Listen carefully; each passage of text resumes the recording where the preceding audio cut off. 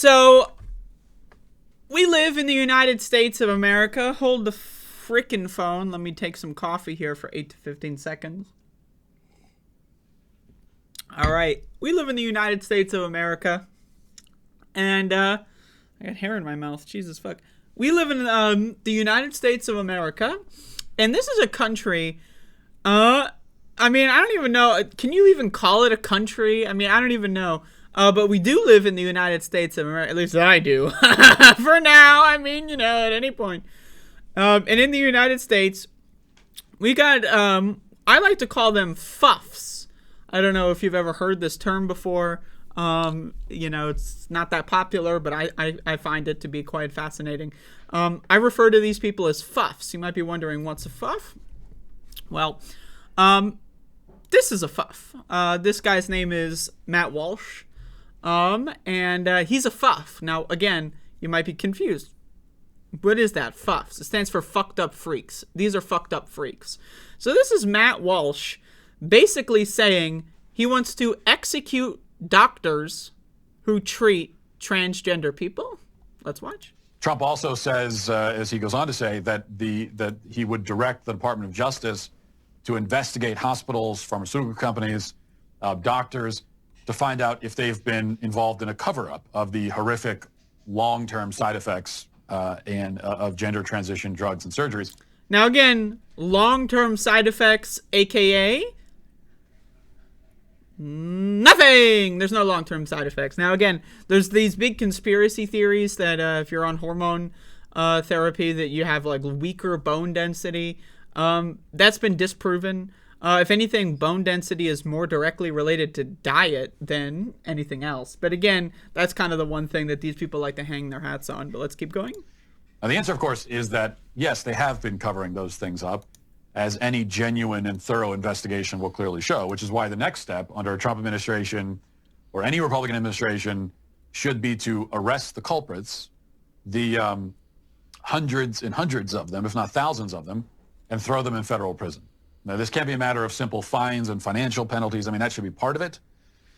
But the only real recourse here, the only semblance of justice, would be prison sentences, very long ones. Now, if it were up to me, we'd go further than that. As far as I'm concerned, mutilating and castrating children should be legally considered a... Well, okay, again, I just have a quick question for the mutilation standpoint. These people love the word mutilate. Me too.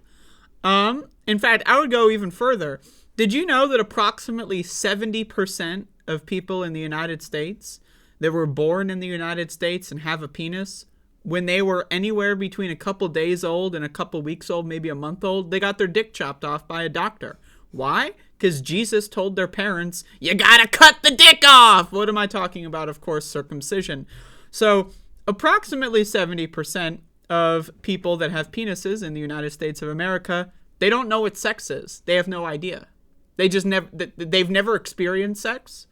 They never will experience sex because their parents, decided, Jesus was talking to me, or God, or something to do with the Torah, or Allah, whatever, fucking stupid fairy tale.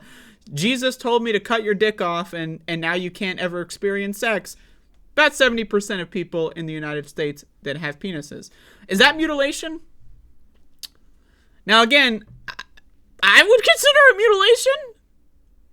But above and beyond, what's important here is that it's unconsensual mutilation. There's no consent. Can a 2-year-old, or rather a 2-week-old, consent to having their dick cut off by a doctor because Jesus, like the spirit of the Holy Ghost, was flooding through their fingertips? Is a 3-week-old able to consent? I don't know.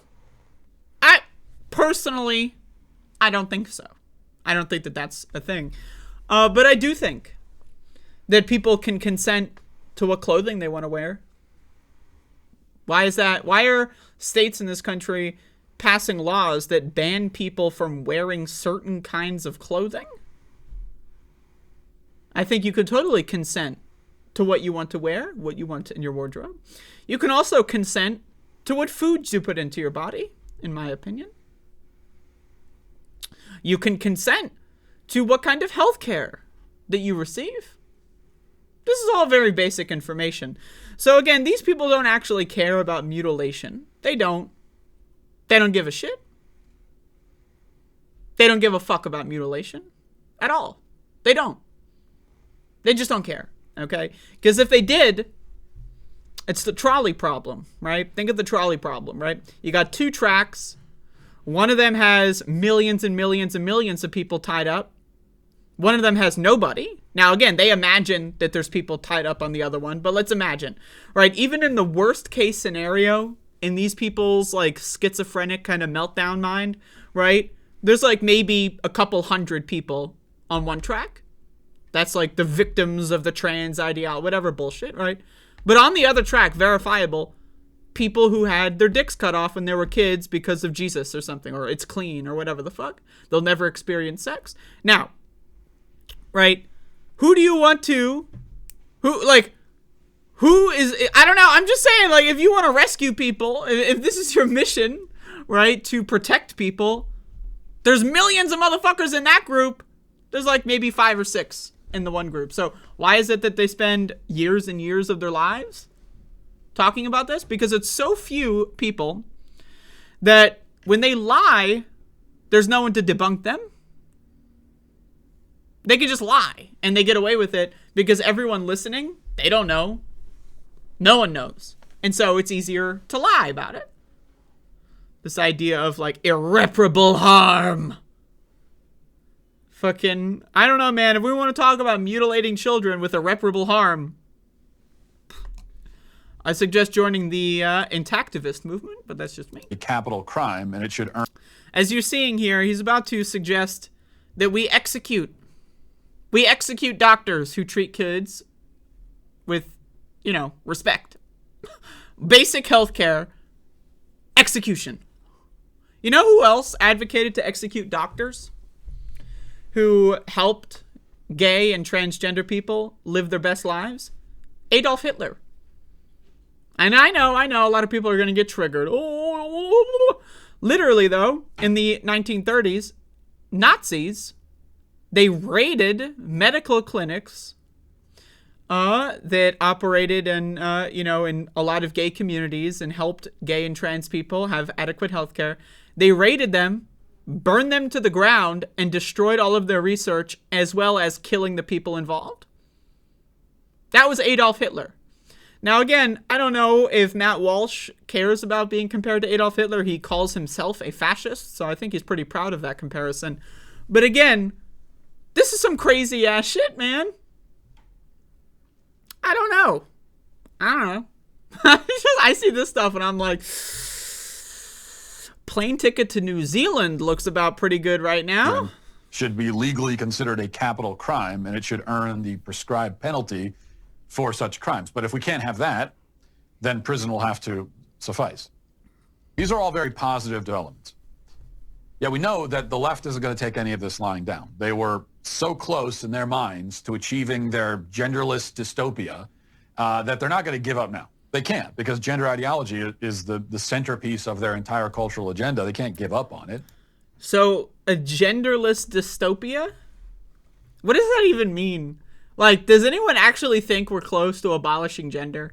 I mean, let's have a serious conversation about this, right? You know, and this is a subject that I'm down to talk about. But, like, a genderless dystopia, like, how close are we to abolishing gender outright? If I were to be very generous, I would say maybe 700 years away from abolishing all gender. We are nowhere close. Like, Matt Walsh is trying to suggest, like, everyone's going to lose their gender in our lifetimes. Like, you know, like, the clock is going to hit, like, 2038 or whatever, and then, boom, everyone lost their gender. What the fuck? Right? If you want to have a genderless society, which I'm down to strive for, it's never going to happen in my lifetime, so to be honest with you, I don't really care about that.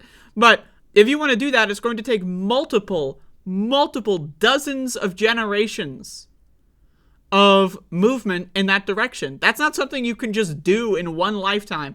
You'd have to have generations and generations of people that are born and lived without any gender for that to be a genderless society. So that's not happening. That's not happening. Like, anyone that would want that to happen knows that that's not happening in anyone's lifetimes. It's just kind of like a science fiction thing, you know, if you want to write like Star Trek fan fiction or whatever, it's kind of in that realm. They can't give it up without giving the whole game away, which they're not going to do. And so while red states move to protect children from these forms of physical and sexual abuse, blue... Once again, circumcision affects about 70% of anyone that is born in this country with a penis. Circumcision. What is that? They make it so that you will never experience sex for the rest of your life. Now, some people have suggested that there are ways to reverse circumcision. You know, you stretch it out or whatever the fuck. I've seen these things. You know, maybe science will get to a point where we can very accurately and consistently restore the foreskin. But as it is right now, about 70% of people that have penises in the United States will never experience sex ever in their whole life. They don't know what it is. They don't know what it feels like. Now, they might have something, you know, it might feel good, like, you know, scratching your back feels good. It might feel good in an emotional way, in a romantic way, and that's great, and I'm happy for them, but they will never, ever, ever feel what sex feels like in a physical fashion. Never. That was just cut off from them in a literal fashion by their parents because Jesus told them it was cleaner or something. I don't know. But again, so they don't actually care about kids. They don't. And so that's why this whole thing is, again, hypocrisy is the point. I've said this before. They lie on purpose, right? To engage with the argument is wasting your motherfucking time, because the point of the argument on its face is to distract you from things that matter, to waste your time, to send you down a rabbit hole of looking up like -4 transgenders or who regret something, I don't know, instead of, I don't know, the 70% of Americans who can't experience sex, 70% of 50%, right? So, you know, again, it just leads you down these waste of time rabbit holes. So the people that listen to this stuff and they actually believe it, right, they get thrown into the gone zone and into the conspiracy land. Then they become neutralized, right? They're neutralized in the political discussion. They're neutralized in a logical fashion. And then they can become weaponized by people like Matt Walsh. And then everyone else that actually tries to, like, seriously, like in an academic sense, try to engage with these conspiracy theories, you're always going to lose, because it's not about winning in a logical argument. It's never been about winning in a logical argument. It's about wasting your fucking time doing videos like I'm doing right now. But at least I'm trying to tell you this is a waste of fucking time. It's a waste of goddamn time. Like, I don't know, like, to engage with these kinds of arguments, like, oh, people who give healthcare to children should be killed by the state. I mean, it's so, like, this is 4chan level inflammatory garbage. And the president of the United States is the former president of the United States, Donald Trump, is advocating to go further, and Matt Walsh is trying to, you know, push him even further. And that's the point, is they don't necessarily care that much about committing the genocide that they're focused on so much. It's less about the genocide, more about controlling everyone else and getting them on board with the genocide, because if you can easily control a group and get them to hate another minority group, you can pretty much get that group to do anything you want after the fact, right? All right, so we kill all the gay and trans people. We kill all the doctors. Well, now you got an army of minions that have literally committed crimes against humanity on your behalf. They're basically, they're just in your cult now, and that's what the point is. They're trying to create a cult. That's it. And now, again, I don't have a problem. If you want to go buy some land in Argentina or whatever and go on a farm and have your little cult commune, that's all good with me, Jack. I don't give a shit. But when you want to kill other people on behalf of your cult, I mean, that's a problem, in my opinion. But again, it's never been about the arguments. It's never been about the logic. And it never will be about the logic, because they lose every time, 100 times out of 100, 1,000 times out of 1,000, 100,000 out of 100,000, a million out of a million. They lose the logical argument every time. And so they're going to use that fact. They know that they lose the logical argument every time. They're going to use that fact against everyone else because they're just playing a different game. When you engage in politics, you might be thinking, oh, we're having a spirited debate of the ideas, and whatever one is the more substantive, logical position is the one that's going to, win at the end of the day. That's not a thing. We don't live in that society. It's debatable if we ever lived in that society, but I can tell you right now, we certainly do not. And so again, it's not about logic. It's about power. It's about manipulation. That's really ultimately what it is. And these guys are fuffs, motherfucker. They're fucked up freaks. I don't know what else to tell you. But it's some crazy ass shit. So, but anyway, whatever.